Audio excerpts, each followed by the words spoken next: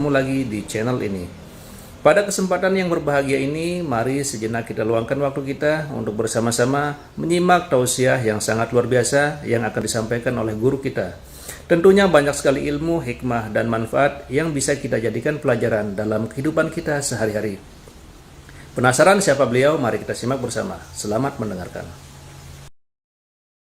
Adam itu bapak moyang kita.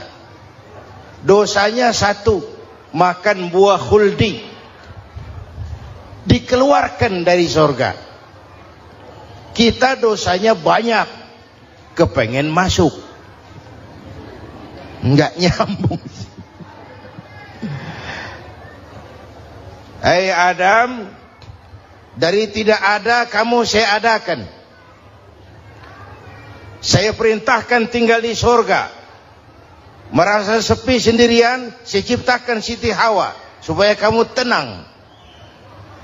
Kamu boleh nikmati semuanya. Ini boleh, itu boleh, ini boleh, itu boleh. Makan, makanlah yang kau mau.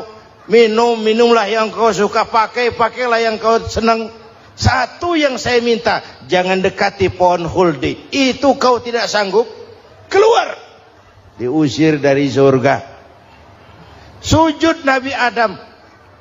Kata riwayat 40 tahun sujud membaca Rabbana zalamna anfusana wa illam taghfir lana wa tarhamna lanakunanna minal.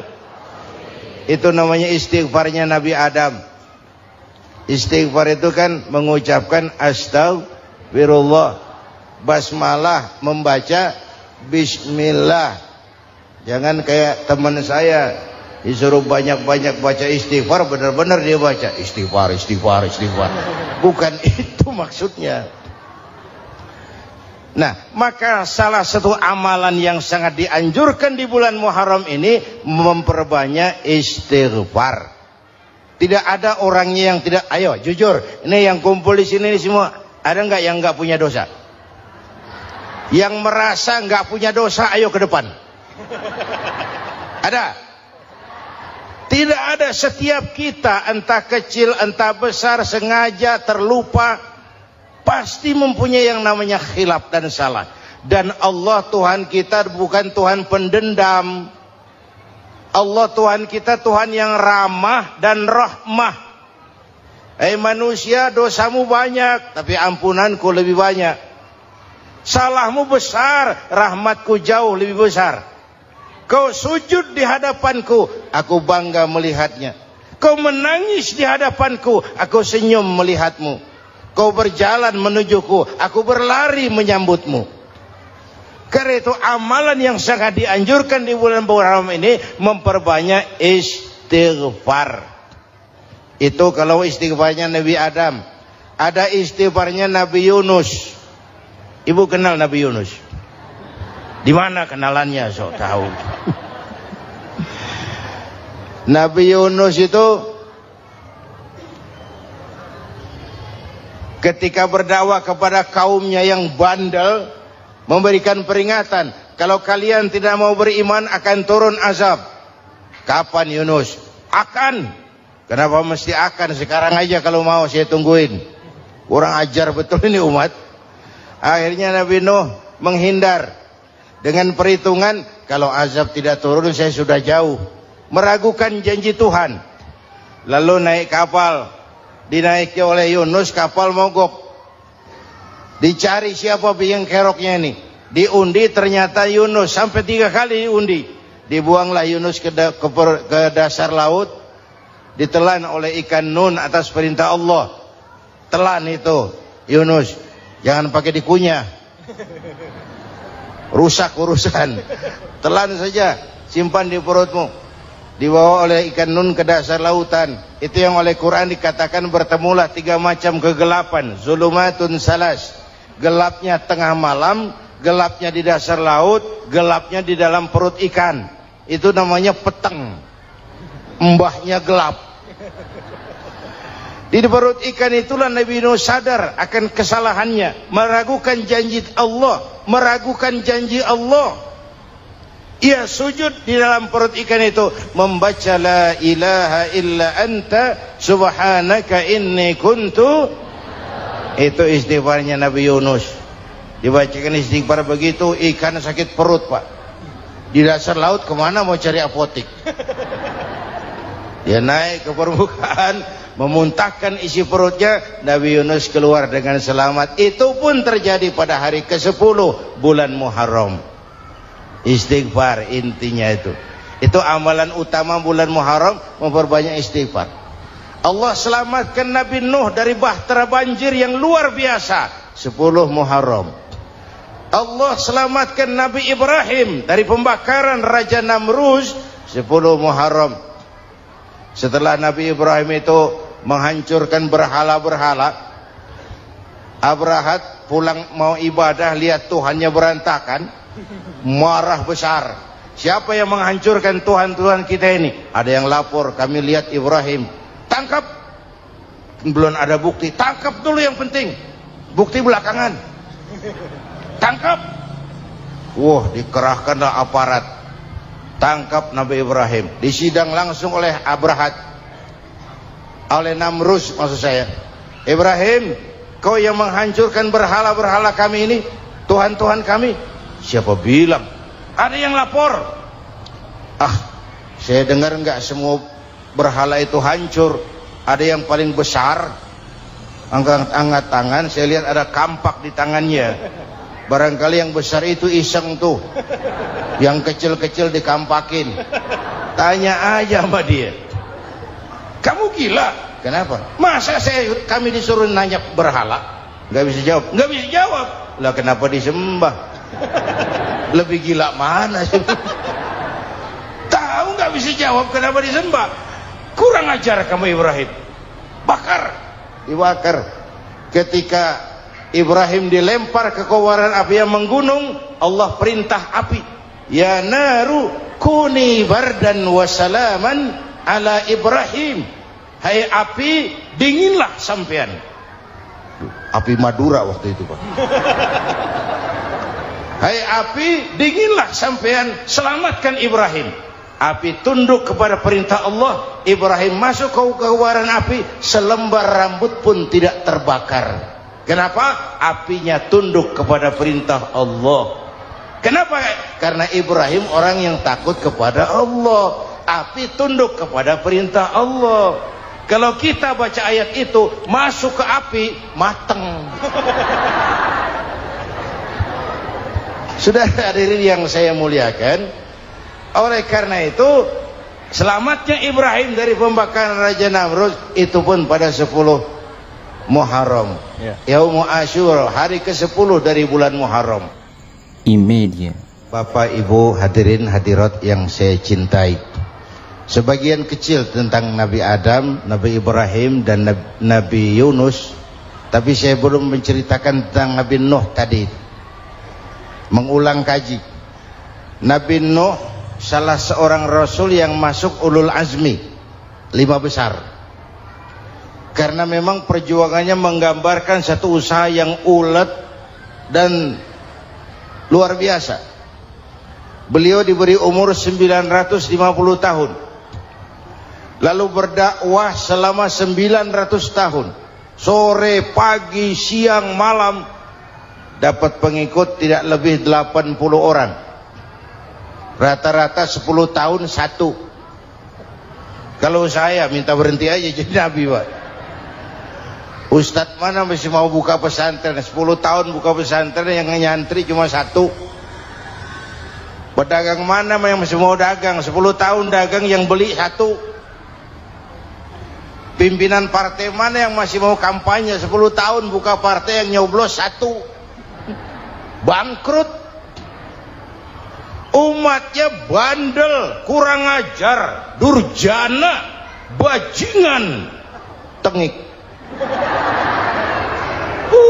Umatnya Nabi Nuh ini kalau diceramahi, telinganya ditutup dengan tangannya.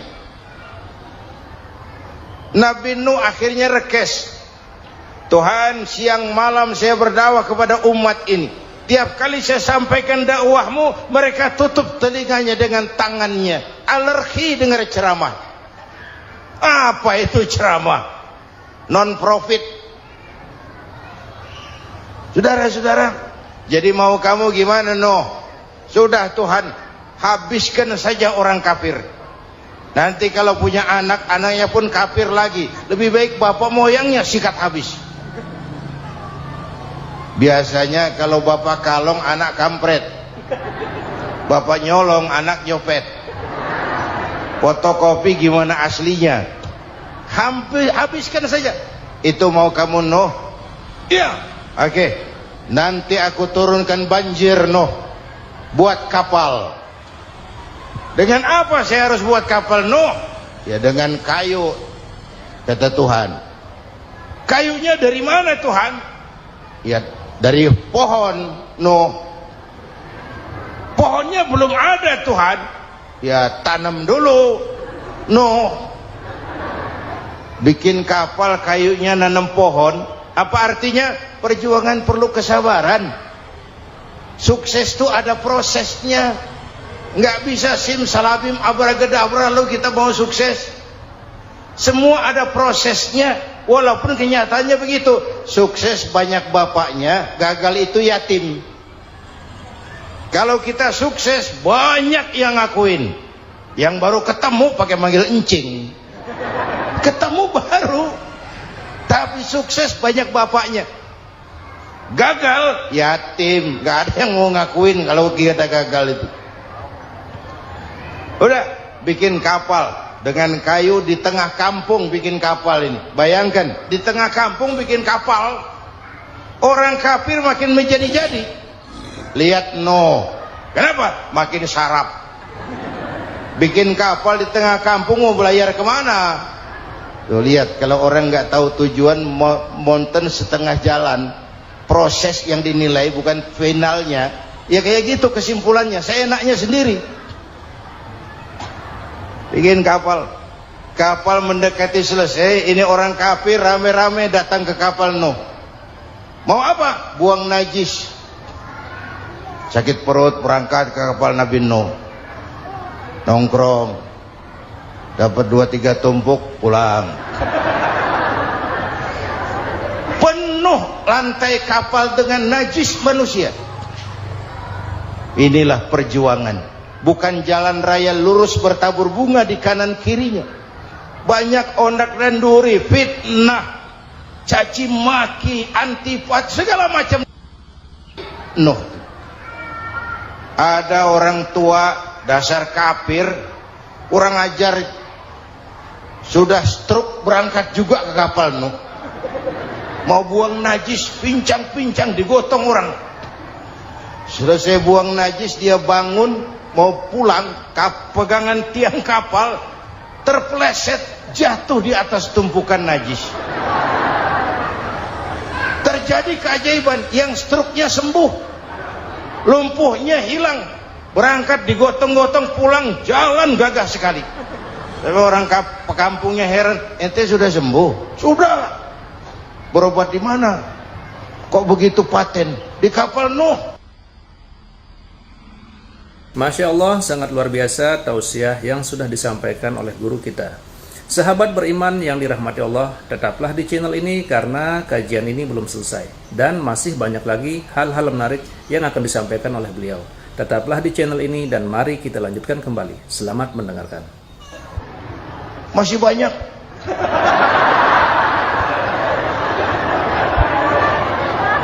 Yang berasa perlu obat bawa rantang. Ambil bersih lagi geladak kapal itu. Sudah selesai Nuh? Selesai. Oke, kau orang yang beriman bersamamu, binatang serba sepasang, naik Nabi Nuh, naik orang beriman, naik binatang serba sepasang. Ini cikal bakal penyelamatan manusia, Pak. Naiklah orang beriman. Sudah naik semua, Nabi Nuh kontrol. Ini contoh buat kita, kontrol. Sudah naik semua teman-teman. Sudah. Pemimpin yang baik bukan cuma terima laporan di belakang meja. Laporan itu yang mana juga bagus. Sama juga kampanye. Kampanye yang mana juga merdu. Kalau aja yang dihitung.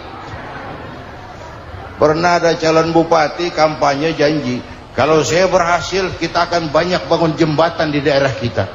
Rakyat tanya, Pak, nggak ada sungai di kampung kita, Pak. Dia bilang, sungainya kita bangun sekalian. Udah kadung janji, mana pula orang mau bangun sungai ini. Saudara-saudara, kontrol. Jangan cuma tunggu laporan di belakang meja, semua laporan bagus.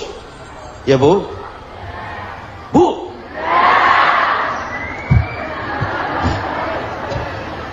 Nabi Nuh kontrol. Sudah naik semua? Sudah Nuh. Pulan bin Pulan naik. Naik Nuh. Paimin bin Tukijo. Naik. Kami lihat naik. Ada orang Jawa juga Kiai? Ada. Sudah kontrol. Kanan anak saya ikut nggak naik kapal? Kami tidak lihat itu Nuh. Kanan. Ini potret.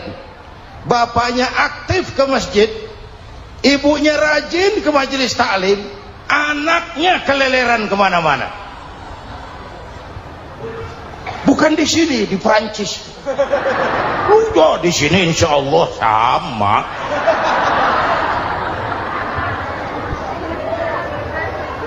Nuh karena sayang anak, Nuh karena cinta anak, Nuh karena tanggung jawab anak, cari naik ke atas kapal. Lihat Kan'an, anak saya nggak lihat Nuh. Turun ke ruang bawah, periksa lagi. Mang, ayah Kan'an di dia. Jamaah Tasik ini rupanya di dalam. Tuh ayah mang. Ayah kemana ya budak ini? Turun ke bawah, tanya lagi. Ono Kan'an toh? Ora nano raketok. Rombongan Jawa Tengah naik ke atas buritan. Dari buritan kelihatan ternyata Kan'an tidak ikut naik kapal, kumpul di darat bersama orang kafir. Ini potret kita sekarang. Kumpul sama orang kafir, hanyut anak-anak kita, ditelan budayanya orang kafir, ditelan tradisinya orang kafir, ditelan pergaulannya orang kafir.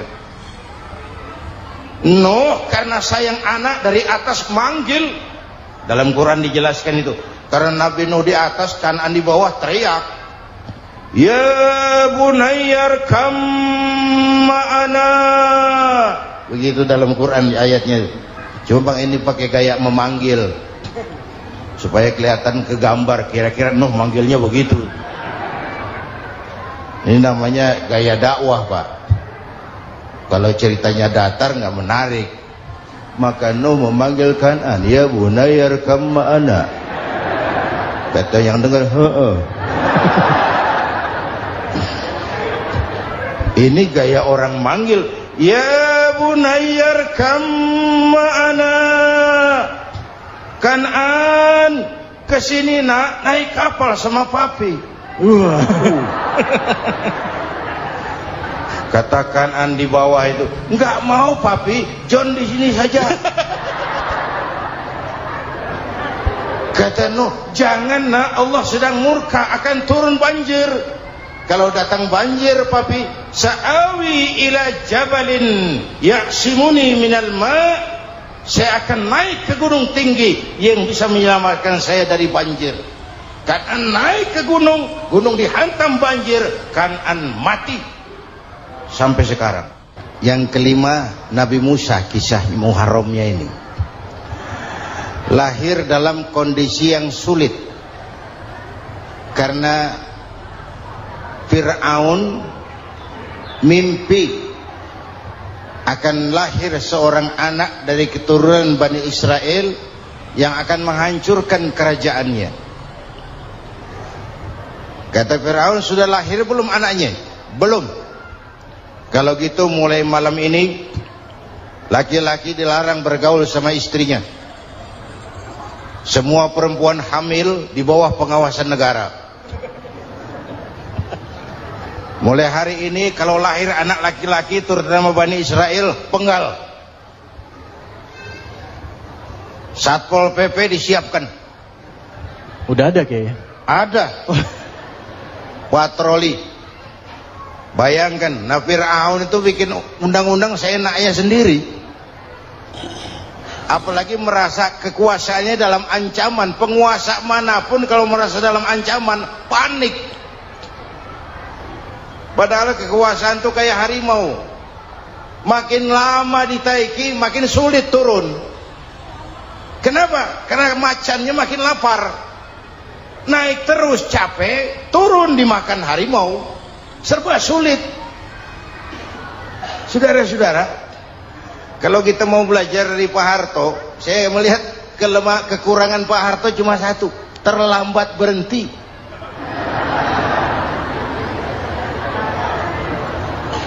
Terlambat berhenti. Di sekelilinginya banyak tukang jilat, tukang semir. Pak, kalau tidak ada Bapak kami bagaimana, Pak?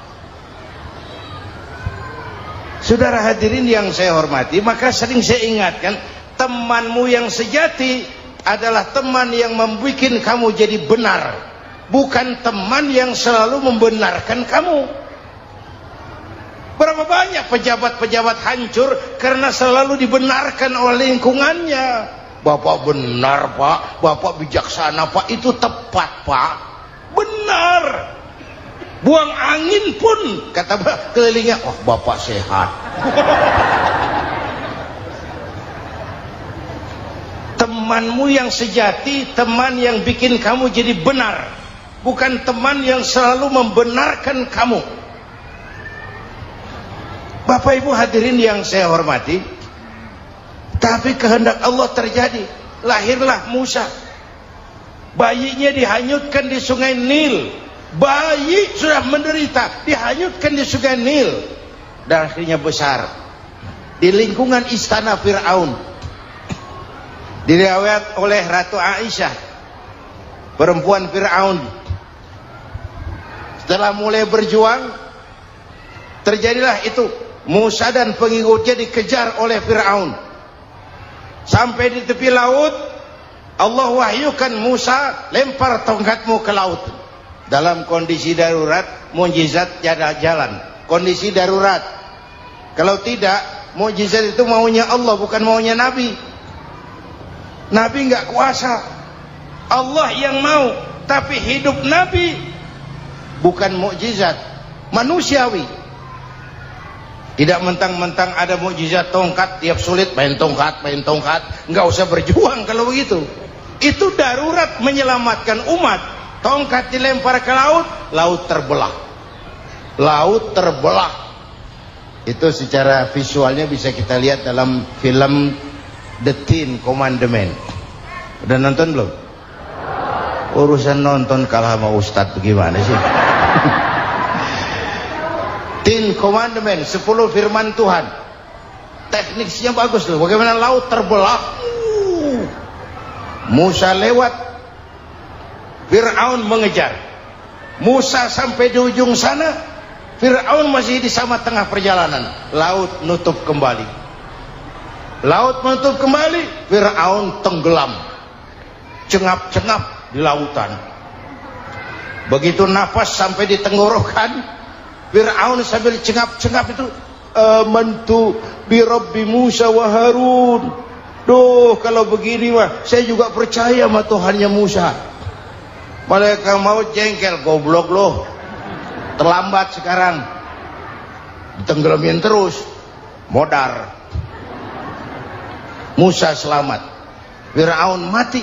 Jenazahnya, jasadnya terdampar di pinggir laut. Beberapa waktu kemudian ditemukan orang, dimumi, dibalsem, diawetkan. Itu sesuai janji Quran. Wa kadzalika nunajjika bi badanika litakuna liman khalfaka ayah. Kami selamatkan badan kamu agar jadi pelajaran bagi orang-orang sesudah kamu nanti. Janji Quran tepat. Janji itu 14 abad yang lalu. Jasad Fir'aun ditemukan, dimumi, diawetkan, dibalsem di bawah nama Farao Ramses II. Sekarang tersimpan di Museum Negara di Mesir. Kapan-kapan nanti ibu main ke Mesir, mampir. Naik ojek paling berapa itu?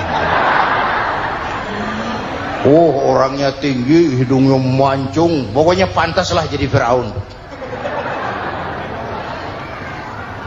Selamatnya Musa di kejaran Firaun di ujung sana itu terjadi pada hari ke-10 bulan Muharram, yang oleh orang Nasrani diperingati dengan hari raya Paskah. Mereka melaksanakan puasa, mensyukuri nikmat keselamatan dari kejaran Firaun. Makanya kalau kita ikut puasa di bulan Muharram bukan mengikuti syariatnya Nasrani, salah. Karena Nabi mengajarkan, itu sumbernya, bukan ikutan sama ibadahnya Israel. Tapi memang agama ini kan merupakan mata rantai. Datang Rasul baru melengkapi Rasul sebelumnya, datang Rasul baru melengkapi Rasul sebelumnya. Mata rantai yang berkaitan. Setelah Muhammad selesai, selesailah tugas Nabi dan Rasul. Selesailah misi Nabi dan Rasul. Tidak ada Nabi lagi sesudah Nabi Muhammad. Itu harga mati, titik. Gak ada kompromi. Siapapun sekarang ini nggak datang ngaku jadi Nabi, wajib tidak percaya. Wajib tidak percaya. Tapi kaitannya memang kita bilang Nasrani, orang bahasa Arab, bahasa Ibraninya Nazaret, Nasiroh, Nazaret. Itu beda dialek. Kita Daud, dia David.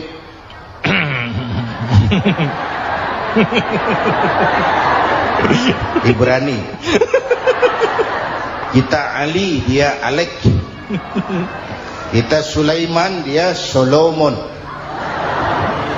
Kita Camat, dia Comot.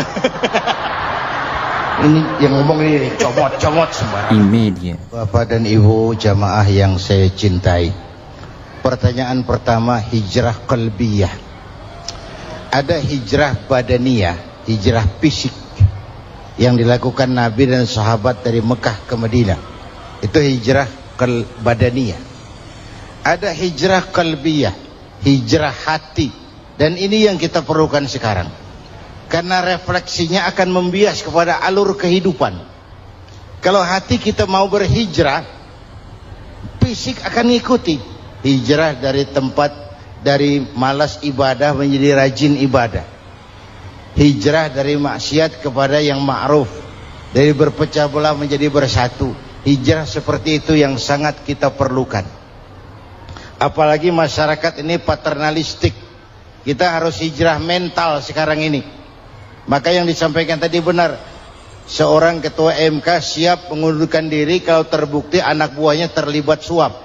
Itu walaupun siap, tapi sudah angin segar buat rakyat. Bahwa masih ada banyak insya Allah pejabat kita yang punya harga diri. Walaupun ada juga pejabat kita yang muka tembok, kulit badak, kuping kebo. Muka tembok, kulit badak, kuping kebo. Biasanya kalau kereta api tabrakan di negara-negara maju, Menteri Perhubungannya mundur. Di kita petugas palang pintu dipecat. Jauh sekali menteri sama petugas palang pintu. Yang benar-benar diadili yang krocok-krocok, kopral-kopral gitu. Padahal hadisnya jelas, ar-rashi wal murtashi finnar. Yang nyuap dan yang nerima suap dua-duanya neraka. Kasus potret belakangan ini, yang nerima suap yang diuber, yang nyuap aman, yang nyuap aman, yang korupsi pajak dikecil-kecilin, yang ngemplang pajak aman. Padahal ngemplang pajaknya triliunan. Padahal dia sudah dikasih fasilitas oleh negara mengelola sumber daya alam negara yang artinya milik rakyat. Dia harus bayar pajak, uang pajaknya dikumpulkan bagi sebesar-besar kemakmuran rakyat. Itu tindakan merugikan rakyat. Karena itu betul, saya setuju, hijrah qalbi yang perlu kita lakukan sekarang. Hijrah hati. Kita ini bangsa Indonesia, seperti timnas.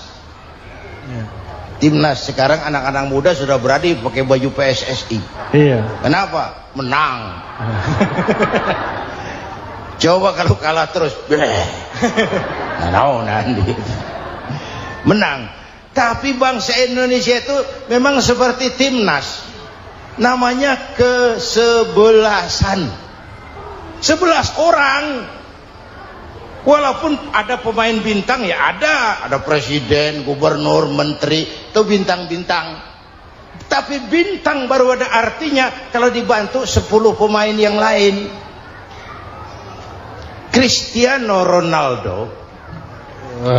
Siapa itu? Penyerang tengah Real Madrid. Bintang. Lionel Messi. Siapa lagi itu? Barcelona. Bercelana.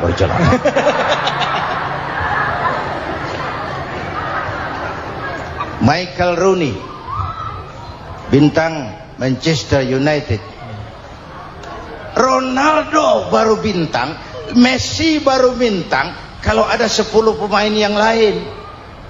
Bagaimanapun hebatnya Cristiano Ronaldo, kalau sendirian lawan satu kesebelasan babak belur. Itulah kita, bangsa Indonesia, kita satu kesebelasan, harus saling memperkuat. Ada bangsa kita ini yang jadi jaksa, ada yang jadi hakim, ada yang jadi polisi. Itu posisi penyerang tengah, kiri luar, kanan dalam, back, striker, kiper, posisi. Tapi sadar kita satu kesebelasan, Bung. Jangan bikin gol ke gawang sendiri. Kalau punya bola bagus, operan dong sama temannya. Yang bisa menciptakan gol, operan. Ada yang jadi pengusaha besar, bagus boleh. Punya untung besar, operan. Kasih masjid, kasih pesantren, operan. Ini kesebelasan kita kalau punya bola pelitnya setengah mati, Pak. Nggak mau ngoper. Bawa sendiri, mending bikin gol. Enggak. Kita ini satu kesebelasan. Satu sama lain harus saling memperkuat. Bahwa ada penyerang tengah, itu si posisi. Tapi kalau memang peluang memungkinkan, ayo dong operan. Saya iri sama kesebelasan Nasrani di Indonesia. Mereka kalau punya bola operannya cakep. Gereja cepat selesai, rumah sakit Kristen cepat selesai. Kenapa? Operannya bagus. Kita ini kalau punya bola bawa sendiri, nggak mau ngoper. Maka masjid nggak selesai-selesai. Madrasah banyak yang bocor. Rumah sakit Islam kalah bersaing. Kenapa? Operannya berat. Ayo menyadari kita ini timnas, satu kesebelasan. Jangan menjegal kawan seiring, kawan sendiri dijegal. Sudah musuh terlalu kuat, gawang sendiri dijebol. Akhirnya terbalik kita ini. Ujian terberat telah diberikan Allah kepada para anbiya.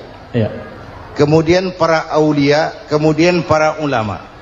Summal amsal fal amsal, ke bawah dan ke bawah, diuji setiap orang menurut kekuatannya berpegang kepada agama.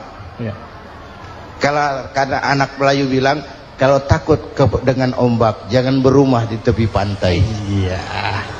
Kalau takut diterjang ombak, jangan berumah di tepi pantai. Kata ibu tadi, mau jadi pohon tinggi harus berani ketiup angin. Makin tinggi pohonnya, makin keras anginnya. Takut angin, jangan jadi pohon tinggi, jadilah rumput. Nggak ditiup angin, tapi diinjak kebo. Apa yang nggak ada resikonya? Apa yang nggak ada resikonya? Semua nabi ada yang dihantam kekuasaan yang arogansi. Ibrahim berhadapan dengan Namrud. Musa berhadapan dengan Fir'aun. Ada yang diuji dengan berhadapan umat yang sangat kurang ajar. Ada yang diuji dengan gosip yang dahsyat. Nabi Yusuf digosipi sama Zulaikha itu. Nabi Yusuf Nabi Yusuf. Nabi Yusuf. Iya. Yang namanya gosip itu kan menyebarkan keburukan orang. Kalau benar saja hukumnya ghibah. Iya. Kalau salah hukumnya fitnah. Fitnah lebih bahaya dari pembunuhan. Benarnya ghibah, salahnya fitnah. Saudara hadirin yang saya hormati, jadi resiko itu biasa. Tidak ada yang tanpa resiko. Kalau takut ombak, jangan berumah di tepi pantai. Tinggal bagaimana kita menyikapinya. Kalau kita dewasa, ini bagian ibadah saya kurang. Mungkin karena dia omongin orang, tambah pahala saya. Mungkin karena dia omongin orang, tambah pahala saya. Maka saya ngadepi gosip sepatah pun saya nggak ngomong. Saya cicing, cicing. Saya percaya masyarakat itu punya filter. Amin. Saya percaya Tuhan itu nggak tidur. Alhamdulillahirrabbilalamin. Demikianlah tausiah penuh ilmu, hikmah, dan manfaat yang sudah kita dengarkan bersama dari guru kita. Semoga tausiah yang beliau sampaikan menjadi ilmu yang bermanfaat dalam kehidupan kita sehari-hari. Sahabat beriman yang dimuliakan Allah, terima kasih banyak sudah menyimak tausiah ini sampai selesai. Doa dan harapan saya semoga sahabat semua selalu diberikan kesehatan, dimudahkan segala urusannya, dan dilancarkan rezekinya. Amin ya rabbal alamin. Demikian yang dapat saya bagikan, kurang lebihnya mohon maaf. Sampai bertemu lagi di kajian berikutnya. Wabillahi taufiq wal hidayah, waridho wal inayah. Wassalamualaikum warahmatullahi wabarakatuh. Setelah kita mendengarkan tausiah yang sangat luar biasa dari guru kita, sekarang mari kita lanjutkan aktivitas kita masing-masing. Semoga tausiah yang beliau sampaikan kepada kita semua menjadi ilmu yang bermanfaat dalam kehidupan kita sehari-hari. Selamat beraktivitas buat sahabat semua dan sukses selalu. Sampai bertemu lagi di kajian berikutnya. Wassalamualaikum warahmatullahi wabarakatuh. Bismillahirrahmanirrahim. Assalamualaikum warahmatullahi wabarakatuh. Alhamdulillahirrabbilalamin. Wassalatu wassalamu ala rasulillah wa ala alihi wa sahbihi wa mawalah, amma ba'du. Sahabat beriman yang dirahmati Allah, alhamdulillah kita bertemu lagi di channel ini. Pada kesempatan yang berbahagia ini, mari sejenak kita luangkan waktu kita untuk bersama-sama menyimak tausiah yang sangat luar biasa yang akan disampaikan oleh guru kita. Tentunya banyak sekali ilmu, hikmah, dan manfaat yang bisa kita jadikan pelajaran dalam kehidupan kita sehari-hari. Penasaran siapa beliau? Mari kita simak bersama. Selamat mendengarkan. Adam itu bapak moyang kita. Dosanya satu, makan buah khuldi. Dikeluarkan dari surga. Kita dosanya banyak, kepengen masuk. Enggak nyambung. Hai Adam, dari tidak ada kamu saya adakan. Saya perintahkan tinggal di surga. Merasa sepi sendirian, saya ciptakan Siti Hawa supaya kamu tenang. Kamu boleh nikmati semuanya. Ini boleh, itu boleh, ini boleh, itu boleh. Makan, makanlah yang kau mau. Minum, minumlah yang kau suka. Pakai, pakailah yang kau senang. Satu yang saya minta, jangan dekati pohon khuldi. Itu kau tidak sanggup, keluar. Diusir dari surga. Sujud Nabi Adam. Kata riwayat 40 tahun sujud. Membaca Rabbana zalamna anfusana wa illam taghfir lana wa tarhamna lanakunanna minal.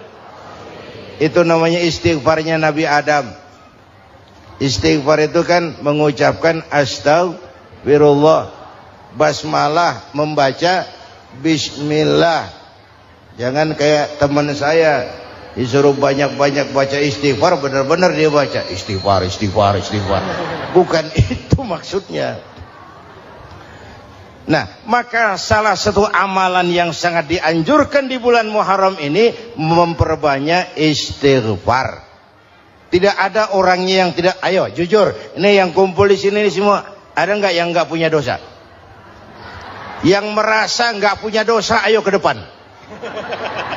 Ada? Tidak ada, setiap kita entah kecil entah besar, sengaja terlupa, pasti mempunyai yang namanya khilaf dan salah. Dan Allah Tuhan kita bukan Tuhan pendendam. Allah Tuhan kita Tuhan yang ramah dan rahmah. Manusia, dosamu banyak tapi ampunanku lebih banyak. Salahmu besar, rahmatku jauh lebih besar. Kau sujud di hadapanku, aku bangga melihatnya. Kau menangis di hadapanku, aku senyum melihatmu. Kau berjalan menujuku, aku berlari menyambutmu.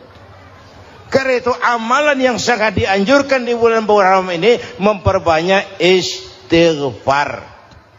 Itu kalau istighfarnya Nabi Adam. Ada istighfarnya Nabi Yunus. Ibu kenal Nabi Yunus? Di mana kenalannya? Sok tahu.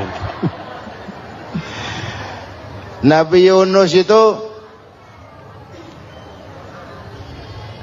ketika berdakwah kepada kaumnya yang bandel, memberikan peringatan, kalau kalian tidak mau beriman akan turun azab. Kapan Yunus? Akan.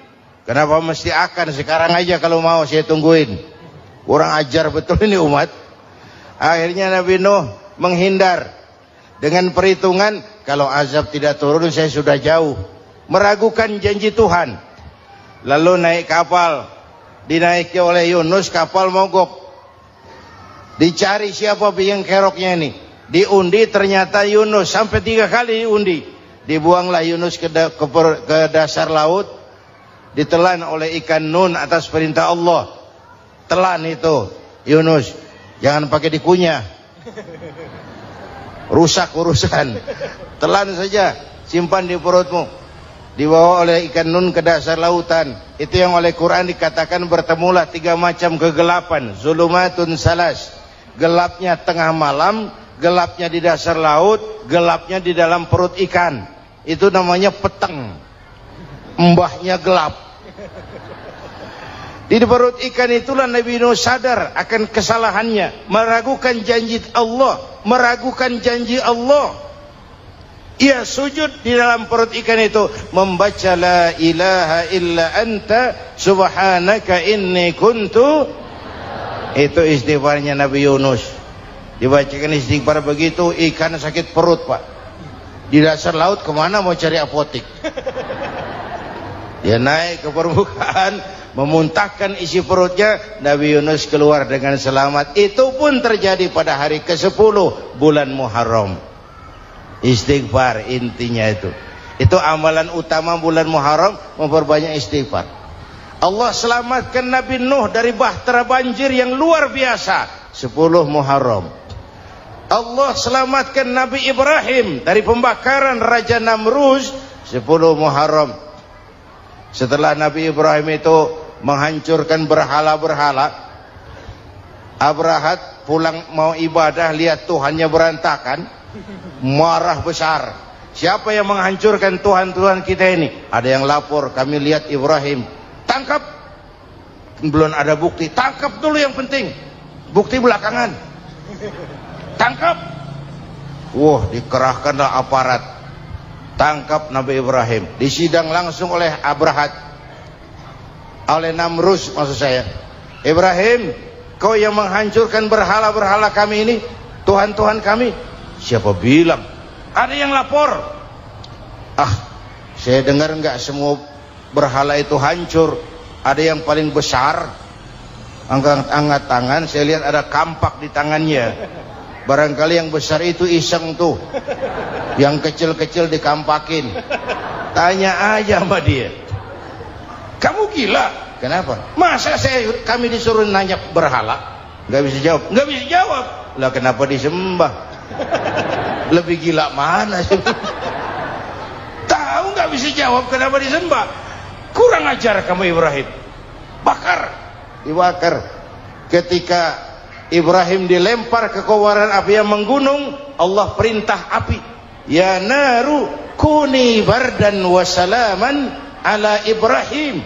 Hai api, dinginlah sampean. Api Madura waktu itu, Pak. Hai api, dinginlah sampean, selamatkan Ibrahim.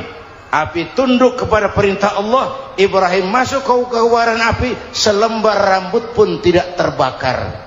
Kenapa? Apinya tunduk kepada perintah Allah. Kenapa? Karena Ibrahim orang yang takut kepada Allah. Api tunduk kepada perintah Allah. Kalau kita baca ayat itu, masuk ke api, mateng.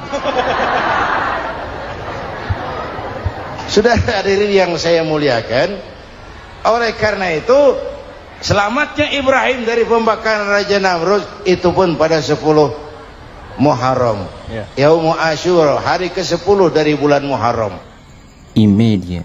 Bapak Ibu hadirin hadirat yang saya cintai, sebagian kecil tentang Nabi Adam, Nabi Ibrahim dan Nabi Yunus, tapi saya belum menceritakan tentang Nabi Nuh tadi.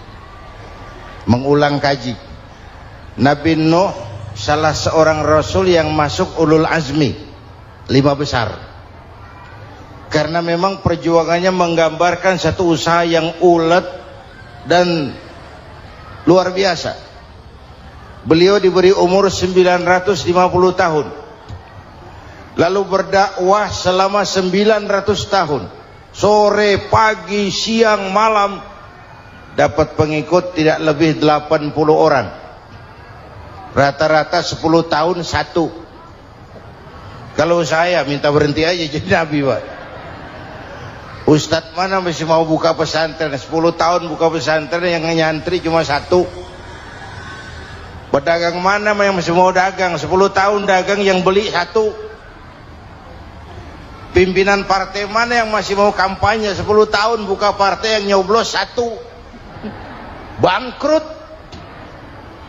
Umatnya bandel, kurang ajar, durjana, bajingan, tengik.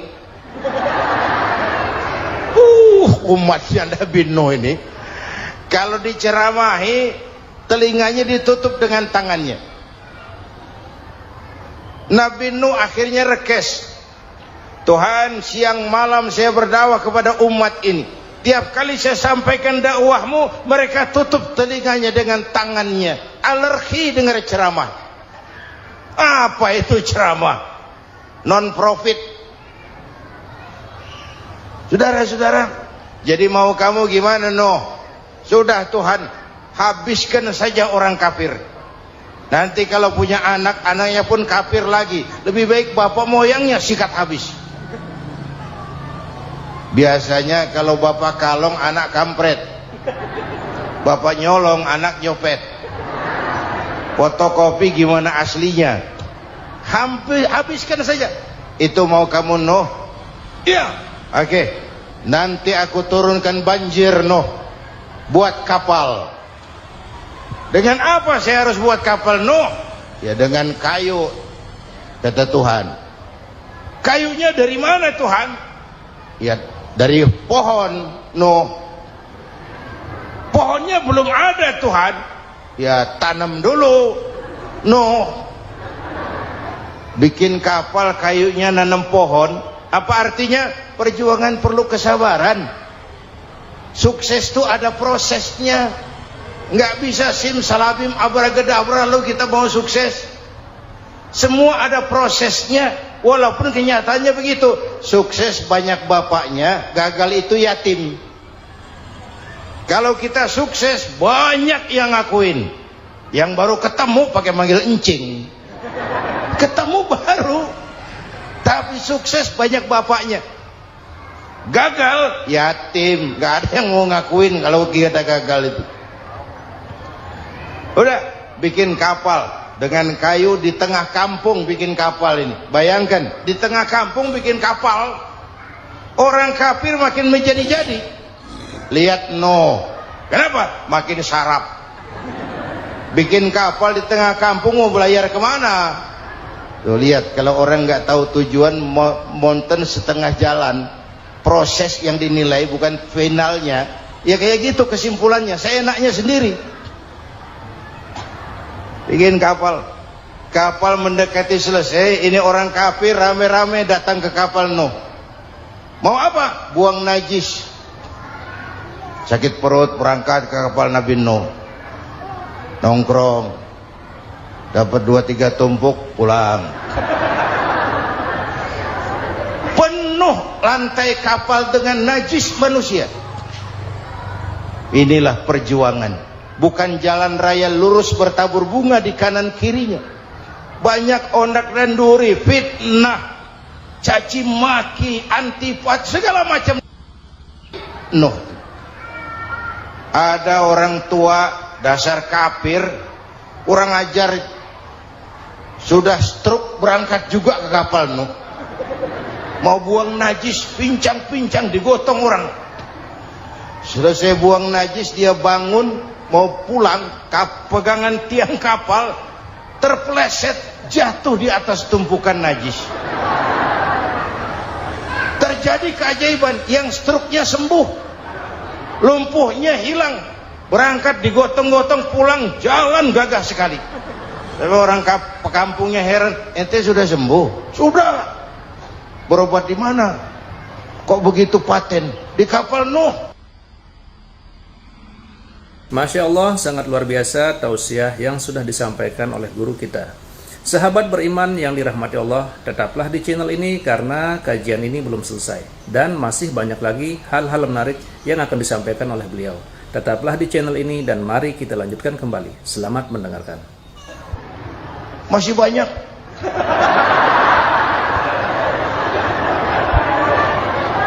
Yang berasa perlu obat bawa rantang. Ambil bersih lagi geladak kapal itu. Sudah selesai Nuh? Selesai. Oke, kau orang yang beriman bersamamu, binatang serba sepasang, naik Nabi Nuh, naik orang beriman, naik binatang serba sepasang. Ini cikal bakal penyelamatan manusia, Pak. Naiklah orang beriman, sudah naik semua, Nabi Nuh kontrol. Ini contoh buat kita, kontrol. Sudah naik semua teman-teman, sudah. Pemimpin yang baik bukan cuma terima laporan di belakang meja. Laporan itu yang mana juga bagus. Sama juga kampanye, kampanye yang mana juga merdu. Kalau aja yang dihitung. Pernah ada calon bupati kampanye janji, kalau saya berhasil kita akan banyak bangun jembatan di daerah kita. Rakyat tanya, Pak, nggak ada sungai di kampung kita, Pak. Dia bilang, sungainya kita bangun sekalian. Udah kadung janji, mana pula orang mau bangun sungai ini. Saudara-saudara, kontrol. Jangan cuma tunggu laporan di belakang meja, semua laporan bagus. Ya Bu? Bu?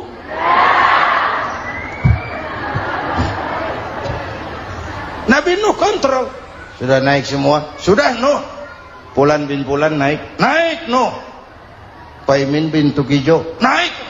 Kami lihat naik. Ada orang Jawa juga, Kiai? Ada. Sudah kontrol. Kanan anak saya ikut nggak naik kapal? Kami tidak lihat itu Nuh. Kanan. Ini potret. Bapaknya aktif ke masjid, ibunya rajin ke majelis taklim, anaknya keleleran kemana-mana. Bukan di sini, di Prancis. Udah di sini insya Allah sama.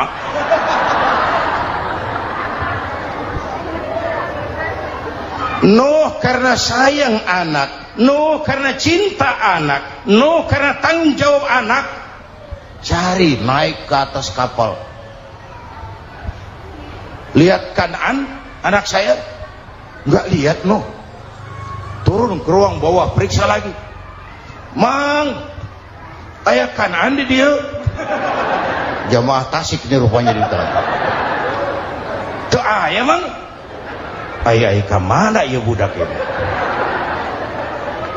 Turun ke bawah, tanya lagi. Ono Kanaan toh? Ora nano raketok. Rombongan Jawa Tengah naik ke atas buritan. Dari buritan kelihatan ternyata Kanaan tidak ikut naik kapal, kumpul di darat bersama orang kafir. Ini potret kita sekarang. Kumpul sama orang kafir, hanyut anak-anak kita, ditelan budayanya orang kafir, ditelan tradisinya orang kafir, ditelan pergaulannya orang kafir.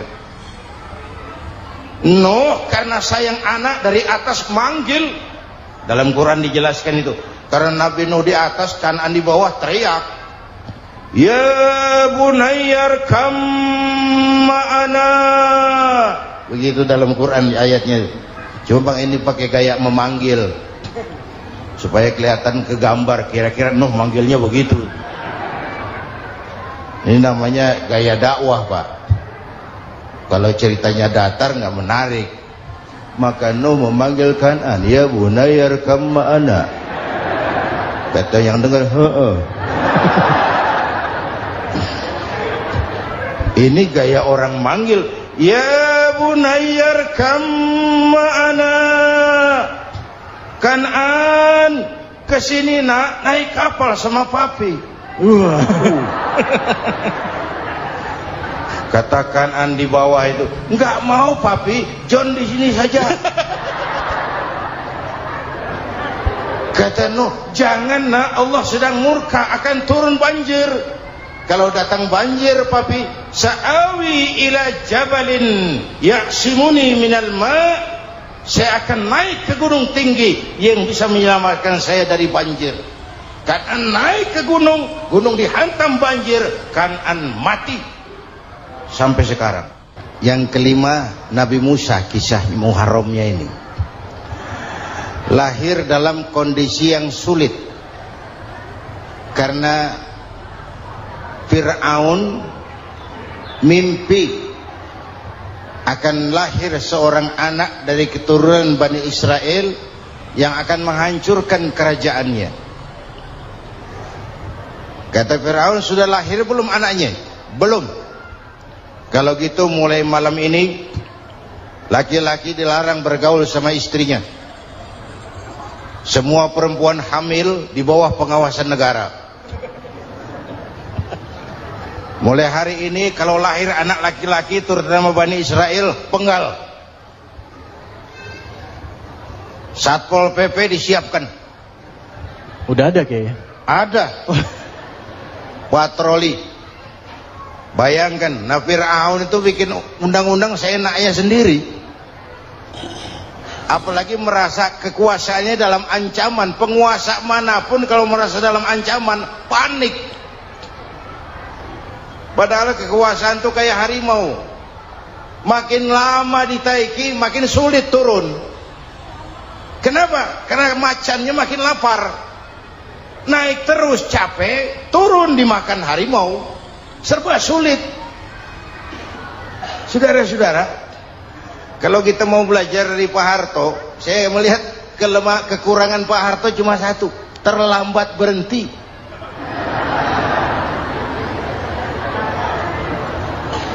Terlambat berhenti.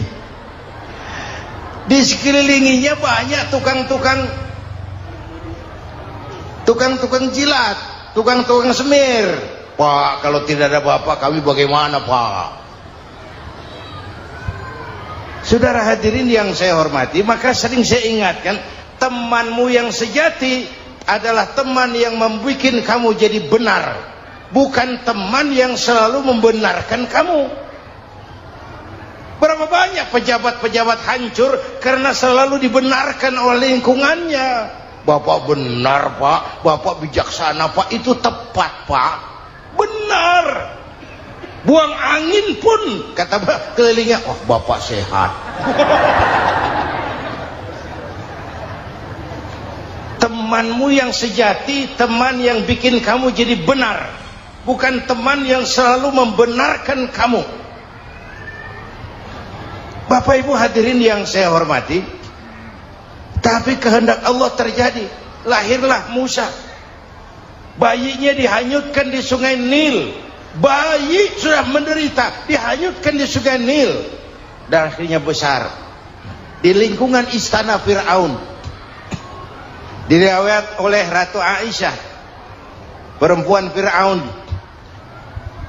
setelah mulai berjuang, terjadilah itu. Musa dan pengikutnya dikejar oleh Fir'aun Sampai di tepi laut, Allah wahyukan Musa, lempar tongkatmu ke laut. Dalam kondisi darurat, mukjizat jalan. Kondisi darurat. Kalau tidak, mukjizat itu maunya Allah, bukan maunya Nabi. Nabi nggak kuasa, Allah yang mau. Tapi hidup Nabi bukan mukjizat, manusiawi. Tidak mentang-mentang ada mukjizat tongkat, tiap sulit main tongkat, nggak usah berjuang kalau begitu. Itu darurat menyelamatkan umat. Tongkat dilempar ke laut, laut terbelah. Laut terbelah. Itu secara visualnya bisa kita lihat dalam film The Ten Commandments. Udah nonton belum? Urusan nonton kalah sama Ustadz bagaimana sih? Ten Commandments, 10 firman Tuhan. Tekniknya bagus loh. Bagaimana laut terbelah. Musa lewat, Fir'aun mengejar. Musa sampai di ujung sana, Fir'aun masih di sama tengah perjalanan. Laut nutup kembali. Laut menutup kembali, Fir'aun tenggelam. Cengap-cengap di lautan. Begitu nafas sampai di tenggorokan, Fir'aun sambil cengap-cengap itu, amantu bi Rabbi Musa wa Harun. Duh, kalau begini mah saya juga percaya sama Tuhannya Musa. Malaikat maut jengkel, goblok loh, terlambat sekarang, ditenggelamin terus, modar. Musa selamat, Fir'aun mati, jenazahnya, jasadnya terdampar di pinggir laut. Beberapa waktu kemudian ditemukan orang, dimumi, dibalsem, diawetkan. Itu sesuai janji Quran. Wa kadzalika nunajjika bi badanika litakuna liman khalfaka ayah. Kami selamatkan badan kamu agar jadi pelajaran bagi orang-orang sesudah kamu nanti. Janji Quran tepat. Janji itu 14 abad yang lalu. Jasad Fir'aun ditemukan, dimumi, diawetkan, dibalsem di bawah nama Farao Ramses II. Sekarang tersimpan di Museum Negara di Mesir. Kapan-kapan nanti ibu main ke Mesir, mampir. Naik ojek paling berapa itu? Oh, orangnya tinggi, hidungnya mancung, pokoknya pantaslah jadi Fir'aun. Selamatnya Musa di kejaran Fir'aun di ujung sana itu terjadi pada hari ke-10 bulan Muharram, yang oleh orang Nasrani diperingati dengan hari raya Paskah. Mereka melaksanakan puasa, mensyukuri nikmat keselamatan dari kejaran Fir'aun. Makanya kalau kita ikut puasa di bulan Muharram, bukan mengikuti syariatnya Nasrani, salah. Karena Nabi mengajarkan, itu sumbernya. Bukan ikutan sama ibadahnya Israel. Tapi memang agama ini kan merupakan mata rantai. Datang Rasul baru melengkapi Rasul sebelumnya, datang Rasul baru melengkapi Rasul sebelumnya. Mata rantai yang berkaitan. Setelah Muhammad selesai, selesailah tugas Nabi dan Rasul. Selesailah misi Nabi dan Rasul. Tidak ada Nabi lagi sesudah Nabi Muhammad. Itu harga mati, titik. Gak ada kompromi. Siapapun sekarang ini nggak datang ngaku jadi Nabi, wajib tidak percaya. Wajib tidak percaya. Tapi kaitannya memang, kita bilang Nasrani, orang bahasa Arab, bahasa Ibraninya Nazaret, Nasiroh, Nazaret. Itu beda dialek. Kita Daud, dia David.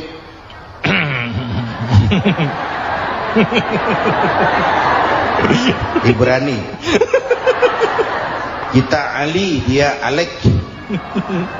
Kita Sulaiman, dia Solomon. Kita Camat, dia Comot.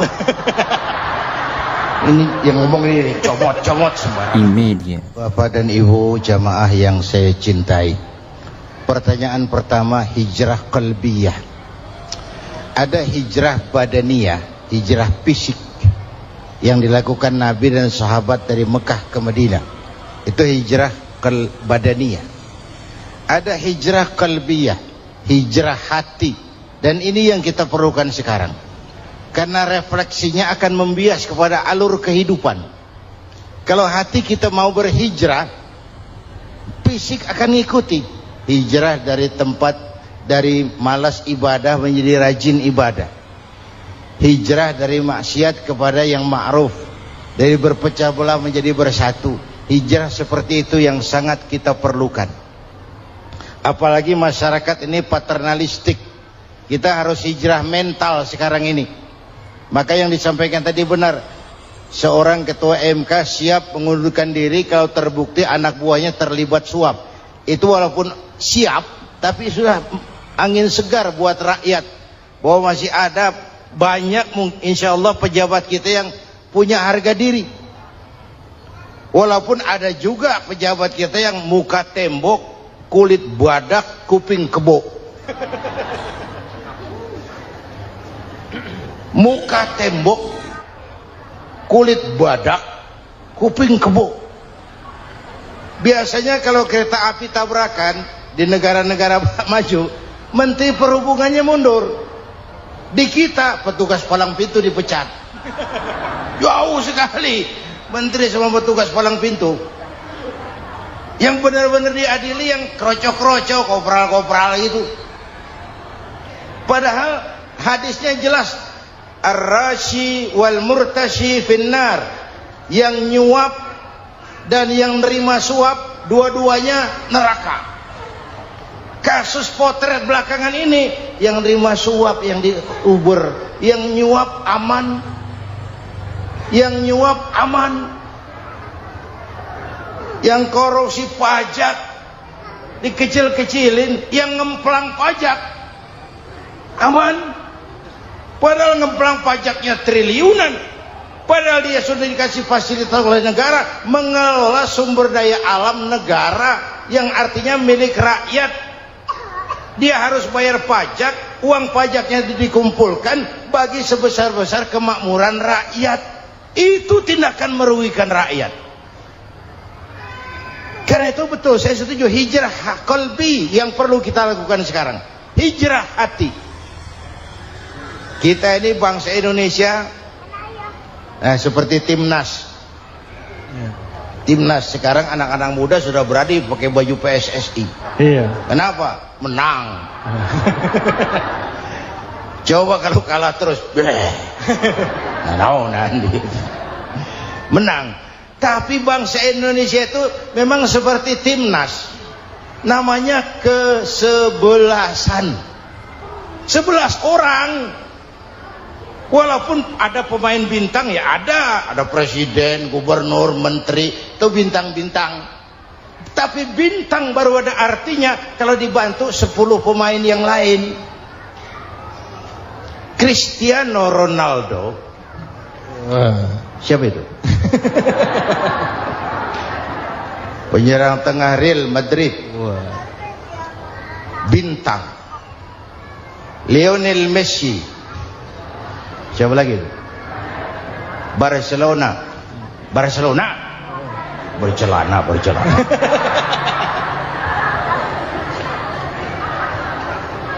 Michael Rooney, bintang Manchester United. Ronaldo baru bintang, Messi baru bintang kalau ada 10 pemain yang lain. Bagaimanapun hebatnya Cristiano Ronaldo, kalau sendirian lawan satu kesebelasan, babak belur. Itulah kita, bangsa Indonesia. Kita satu kesebelasan, harus saling memperkuat. Ada bangsa kita ini yang jadi jaksa, ada yang jadi hakim, ada yang jadi polisi. Itu posisi penyerang tengah, kiri luar, kanan dalam, back, striker, kiper, posisi. Tapi sadar, kita satu kesebelasan, Bung. Jangan bikin gol ke gawang sendiri. Kalau punya bola bagus, operan dong sama temannya. Yang bisa menciptakan gol, operan. Ada yang jadi pengusaha besar, bagus boleh. Punya untung besar, operan. Kasih masjid, kasih pesantren, operan. Ini kesebelasan kita kalau punya bola pelitnya setengah mati, Pak. Nggak mau ngoper. Bawa sendiri, mending bikin gol. Enggak. Kita ini satu kesebelasan. Satu sama lain harus saling memperkuat. Bahwa ada penyerang tengah kiri, itu si posisi. Tapi kalau memang peluang memungkinkan, ayo dong operan. Saya iri sama kesebelasan Nasrani di Indonesia. Mereka kalau punya bola operannya cakep. Gereja cepat selesai, rumah sakit Kristen cepat selesai. Kenapa? Operannya bagus. Kita ini kalau punya bola bawa sendiri, nggak mau ngoper. Maka masjid nggak selesai-selesai. Madrasah banyak yang bocor. Rumah sakit Islam kalah bersaing. Kenapa? Operannya berat. Ayo menyadari kita ini timnas, satu kesebelasan. Jangan menjegal kawan seiring, kawan sendiri dijegal. Sudah musuh terlalu kuat, gawang sendiri dijebol. Akhirnya terbalik kita ini. Ujian terberat telah diberikan Allah kepada para anbiya, kemudian para aulia, kemudian para ulama. Summal amsal fal amsal, ke bawah dan ke bawah, diuji setiap orang menurut kekuatannya berpegang kepada agama. Kalau karena anak Melayu bilang, kalau takut dengan ombak, jangan berumah di tepi pantai.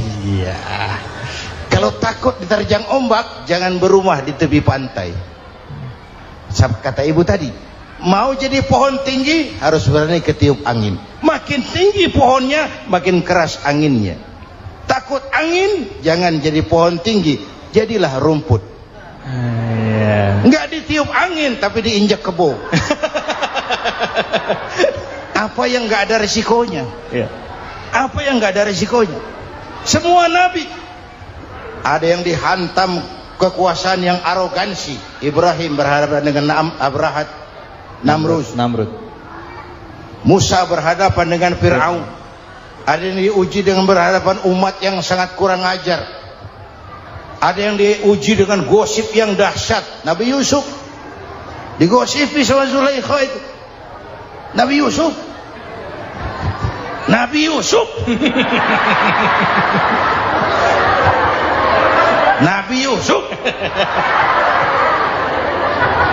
Yang namanya gosip itu kan menyebarkan keburukan orang. Kalau benar saja hukumnya ghibah. Kalau salah hukumnya fitnah. Fitnah lebih bahaya dari pembunuhan. Benarnya ghibah, salahnya fitnah. Saudara hadirin yang saya hormati, jadi resiko itu biasa. Tidak ada yang tanpa resiko. Kalau takut ombak, jangan berumah di tepi pantai. Tinggal bagaimana kita menyikapinya. Kalau kita dewasa, ini bagian ibadah saya kurang. Mungkin karena dia omongin orang, tambah pahala saya. Mungkin karena dia omongin orang, tambah pahala saya. Maka saya ngadapi gosip, sepatah pun saya nggak ngomong. Saya cicing. Saya percaya masyarakat tuh punya filter. Amin. Saya percaya Tuhan tuh nggak tidur. Alhamdulillahirrabbilalamin. Demikianlah tausiah penuh ilmu, hikmah, dan manfaat yang sudah kita dengarkan bersama dari guru kita. Semoga tausiah yang beliau sampaikan menjadi ilmu yang bermanfaat dalam kehidupan kita sehari-hari. Sahabat beriman yang dimuliakan Allah, terima kasih banyak sudah menyimak tausiah ini sampai selesai. Doa dan harapan saya semoga sahabat semua selalu diberikan kesehatan, dimudahkan segala urusannya, dan dilancarkan rezekinya. Amin ya rabbal alamin. Demikian yang dapat saya bagikan, kurang lebihnya mohon maaf. Sampai bertemu lagi di kajian berikutnya. Wabillahi taufiq wal hidayah, waridho wal inayah. Wassalamualaikum warahmatullahi wabarakatuh. Setelah kita mendengarkan tausiah yang sangat luar biasa dari guru kita, sekarang mari kita lanjutkan aktivitas kita masing-masing. Semoga tausiah yang beliau sampaikan kepada kita semua menjadi ilmu yang bermanfaat dalam kehidupan kita sehari-hari. Selamat beraktivitas buat sahabat semua dan sukses selalu. Sampai bertemu lagi di kajian berikutnya. Wassalamualaikum warahmatullahi wabarakatuh. Bismillahirrahmanirrahim. Assalamualaikum warahmatullahi wabarakatuh. Alhamdulillahirrabbilalamin. Wassalatu wassalamu ala rasulillah wa ala alihi wa sahbihi wa mawalah, amma ba'du. Sahabat beriman yang dirahmati Allah, alhamdulillah kita bertemu lagi di channel ini. Pada kesempatan yang berbahagia ini, mari sejenak kita luangkan waktu kita untuk bersama-sama menyimak tausiah yang sangat luar biasa yang akan disampaikan oleh guru kita. Tentunya banyak sekali ilmu, hikmah, dan manfaat yang bisa kita jadikan pelajaran dalam kehidupan kita sehari-hari. Penasaran siapa beliau? Mari kita simak bersama. Selamat mendengarkan. Adam itu bapak moyang kita. Dosanya satu, makan buah khuldi. Dikeluarkan dari surga. Kita dosanya banyak, kepengen masuk. Enggak nyambung. Hai Adam, dari tidak ada kamu saya adakan. Saya perintahkan tinggal di surga. Merasa sepi sendirian, saya ciptakan Siti Hawa supaya kamu tenang. Kamu boleh nikmati semuanya. Ini boleh, itu boleh, ini boleh, itu boleh. Makan, makanlah yang kau mau. Minum, minumlah yang kau suka. Pakai, pakailah yang kau senang. Satu yang saya minta, jangan dekati pohon khuldi. Itu kau tidak sanggup, keluar. Diusir dari surga. Sujud Nabi Adam. Kata riwayat 40 tahun sujud. Membaca Rabbana zalamna anfusana wa illam taghfir lana wa tarhamna lanakunanna minal. Itu namanya istighfarnya Nabi Adam. Istighfar itu kan mengucapkan astagfirullah. Basmalah membaca bismillah. Jangan kayak teman saya disuruh banyak-banyak baca istighfar, benar-benar dia baca istighfar, istighfar, istighfar. Bukan itu maksudnya.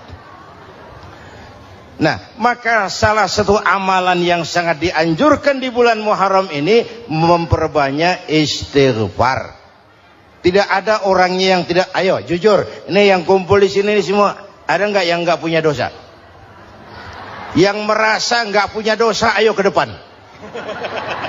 Ada? Tidak ada. Setiap kita, entah kecil entah besar, sengaja terlupa, pasti mempunyai yang namanya khilaf dan salah. Dan Allah Tuhan kita bukan Tuhan pendendam. Allah Tuhan kita Tuhan yang ramah dan rahmah. Manusia, dosamu banyak, tapi ampunanku lebih banyak. Salahmu besar, rahmatku jauh lebih besar. Kau sujud di hadapanku, aku bangga melihatnya. Kau menangis di hadapanku, aku senyum melihatmu. Kau berjalan menujuku, aku berlari menyambutmu.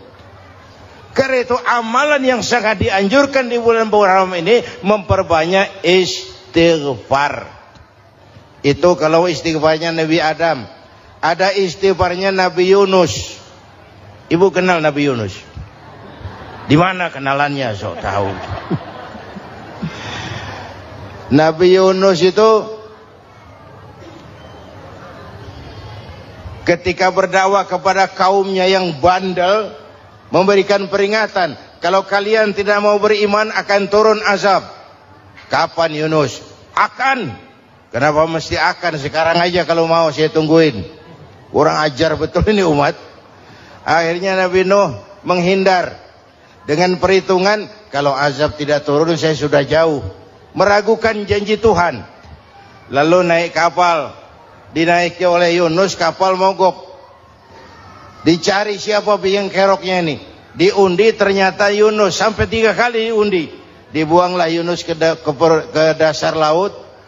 Ditelan oleh ikan nun atas perintah Allah. Telan itu Yunus. Jangan pakai dikunyah, rusak urusan. Telan saja, simpan di perutmu.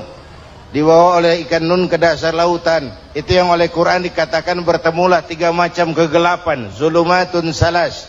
Gelapnya tengah malam, gelapnya di dasar laut, gelapnya di dalam perut ikan. Itu namanya peteng. Mbahnya gelap. Di perut ikan itulah Nabi Nuh sadar akan kesalahannya, meragukan janji Allah, meragukan janji Allah. Ia sujud di dalam perut ikan itu, membaca la ilaha illa anta subhanaka inni kuntu. Itu istighfarnya Nabi Yunus. Dibacakan istighfar begitu, ikan sakit perut, Pak. Di dasar laut kemana mau cari apotik? Dia naik ke permukaan, memuntahkan isi perutnya, Nabi Yunus keluar dengan selamat. Itu pun terjadi pada hari ke-10 bulan Muharram. Istighfar intinya itu. Itu amalan utama bulan Muharram, memperbanyak istighfar. Allah selamatkan Nabi Nuh dari bahtera banjir yang luar biasa 10 Muharram. Allah selamatkan Nabi Ibrahim dari pembakaran Raja Namrus 10 Muharram. Setelah Nabi Ibrahim itu menghancurkan berhala-berhala, Abrahat pulang mau ibadah, lihat Tuhannya berantakan, marah besar. Siapa yang menghancurkan Tuhan-Tuhan kita ini? Ada yang lapor, kami lihat Ibrahim. Tangkap. Belum ada bukti, tangkap dulu yang penting, bukti belakangan. Tangkap. Wah, dikerahkanlah aparat, tangkap Nabi Ibrahim, disidang langsung oleh Abrahat, oleh Namrus maksud saya. Ibrahim, kau yang menghancurkan berhala-berhala kami ini, Tuhan-Tuhan kami. Siapa bilang? Ada yang lapor. Ah, saya dengar enggak semua berhala itu hancur. Ada yang paling besar, angkat tangan, saya lihat ada kampak di tangannya. Barangkali yang besar itu iseng tuh, yang kecil-kecil dikampakin. Tanya aja sama dia, kamu gila? Kenapa? Masa kami disuruh nanya berhala? Gak bisa jawab. Gak bisa jawab. Lah kenapa disembah? Lebih gila mana sih? Tahu gak bisa jawab kenapa disembah? Kurang ajar kamu Ibrahim. Bakar, dibakar. Ketika Ibrahim dilempar ke kobaran api yang menggunung, Allah perintah api, ya naru kuni bardan wa salaman ala Ibrahim. Hai api, dinginlah sampean. Api Madura waktu itu, Pak. Hai api, dinginlah sampean, selamatkan Ibrahim. Api tunduk kepada perintah Allah. Ibrahim masuk ke kobaran api, selembar rambut pun tidak terbakar. Kenapa? Apinya tunduk kepada perintah Allah. Kenapa? Karena Ibrahim orang yang takut kepada Allah. Api tunduk kepada perintah Allah. Kalau kita baca ayat itu, masuk ke api, mateng. Sudah hadirin yang saya muliakan, oleh karena itu selamatnya Ibrahim dari pembakaran Raja Namrus itu pun pada 10 Muharram, Yaumul Asyura, hari ke-10 dari bulan Muharram. Imedia. Bapak Ibu hadirin hadirat yang saya cintai, sebagian kecil tentang Nabi Adam, Nabi Ibrahim dan Nabi Yunus, tapi saya belum menceritakan tentang Nabi Nuh tadi. Mengulang kaji. Nabi Nuh salah seorang rasul yang masuk ulul azmi, 5 besar. Karena memang perjuangannya menggambarkan satu usaha yang ulet dan luar biasa. Beliau diberi umur 950 tahun, lalu berdakwah selama 900 tahun, sore, pagi, siang, malam, dapat pengikut tidak lebih 80 orang, rata-rata 10 tahun satu. Kalau saya minta berhenti aja jadi nabi, Pak. Ustadz mana masih mau buka pesantren, 10 tahun buka pesantren, yang nyantri cuma satu. Pedagang mana yang masih mau dagang, 10 tahun dagang yang beli satu. Pimpinan partai mana yang masih mau kampanye, 10 tahun buka partai, yang nyoblos satu. Bangkrut. Umatnya bandel, kurang ajar, durjana, bajingan, tengik. Umatnya Nabi Nuh ini kalau diceramahi, telinganya ditutup dengan tangannya. Nabi Nuh akhirnya rekes. Tuhan, siang malam saya berdakwah kepada umat ini. Tiap kali saya sampaikan dakwahmu, mereka tutup telinganya dengan tangannya. Alergi dengar ceramah. Apa itu ceramah? Non profit. Saudara-saudara, jadi mau kamu gimana? Sudah Tuhan, habiskan saja orang kafir. Nanti kalau punya anak, anaknya pun kafir lagi. Lebih baik bapak moyangnya sikat habis. Biasanya kalau bapak kalong, anak kampret. Bapak nyolong, anak nyopet. Fotokopi gimana aslinya? Hampir habiskan saja. Itu mau kamu Iya. Oke. Nanti aku turunkan banjir buat kapal. Dengan apa saya harus buat kapal Ya dengan kayu, kata Tuhan. Kayunya dari mana Tuhan? Ya dari pohon Pohonnya belum ada Tuhan. Ya tanam dulu bikin kapal kayunya nanam pohon. Apa artinya? Perjuangan perlu kesabaran. Sukses itu ada prosesnya. Nggak bisa simsalabim abracadabra lalu kita mau sukses. Semua ada prosesnya. Walaupun kenyataannya begitu. Sukses banyak bapaknya, gagal itu yatim. Kalau kita sukses banyak yang ngakuin. Yang baru ketemu pakai manggil encing. Ketemu baru. Tapi sukses banyak bapaknya. Gagal yatim, nggak ada yang mau ngakuin kalau kita gagal itu. Udah bikin kapal dengan kayu di tengah kampung, bikin kapal ini. Bayangkan di tengah kampung bikin kapal, orang kafir makin menjadi-jadi. Lihat kenapa? Makin sarap. Bikin kapal di tengah kampung mau belayar kemana? Tuh lihat, kalau orang nggak tahu tujuan, mountain setengah jalan. Proses yang dinilai bukan finalnya. Ya kayak gitu kesimpulannya. Saya enaknya sendiri. Bikin kapal. Kapal mendekati selesai. Ini orang kafir rame-rame datang ke kapal Mau apa? Buang najis. Sakit perut berangkat ke kapal Nabi Nongkrong. Dapat 2-3 tumpuk pulang. Penuh lantai kapal dengan najis manusia. Inilah perjuangan. Bukan jalan raya lurus bertabur bunga di kanan kirinya. Banyak ondak dan duri, fitnah, caci maki, antipat, segala macam. Ada orang tua dasar kafir, kurang ajar, sudah stroke berangkat juga ke kapal mau buang najis, pincang-pincang digotong orang. Selesai buang najis dia bangun mau pulang, pegangan tiang kapal terpeleset jatuh di atas tumpukan najis. Terjadi keajaiban, yang stroke-nya sembuh, lumpuhnya hilang, berangkat digotong-gotong pulang, jalan gagah sekali. Tapi orang kampungnya heran, ente sudah sembuh? Sudah. Berobat di mana? Kok begitu paten? Di kapal Masya Allah, sangat luar biasa tausiah yang sudah disampaikan oleh guru kita.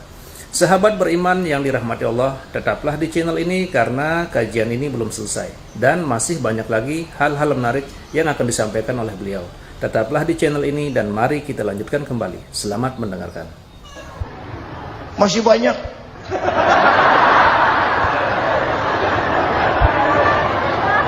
Yang berasa perlu obat bawa rantang. Ambil bersih lagi geladak kapal itu. Sudah selesai selesai. Oke, kau orang yang beriman bersamamu, binatang serba sepasang, naik Nabi Nuh, naik orang beriman, naik binatang serba sepasang. Ini cikal bakal penyelamatan manusia, Pak.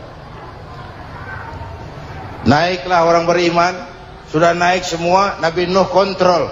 Ini contoh buat kita, kontrol. Sudah naik semua teman-teman, sudah. Pemimpin yang baik bukan cuma terima laporan di belakang meja. Laporan itu yang mana juga bagus. Sama juga kampanye. Kampanye yang mana juga merdu. Kalau saya kalau aja yang dihitung. Pernah ada calon bupati kampanye janji, kalau saya berhasil kita akan banyak bangun jembatan di daerah kita. Rakyat tanya, Pak, nggak ada sungai di kampung kita, Pak. Dia bilang, sungainya kita bangun sekalian. Udah kadung janji, mana pula orang mau bangun sungai ini. Saudara-saudara, kontrol. Jangan cuma tunggu laporan di belakang meja. Semua laporan bagus. Ya, Bu? Bu,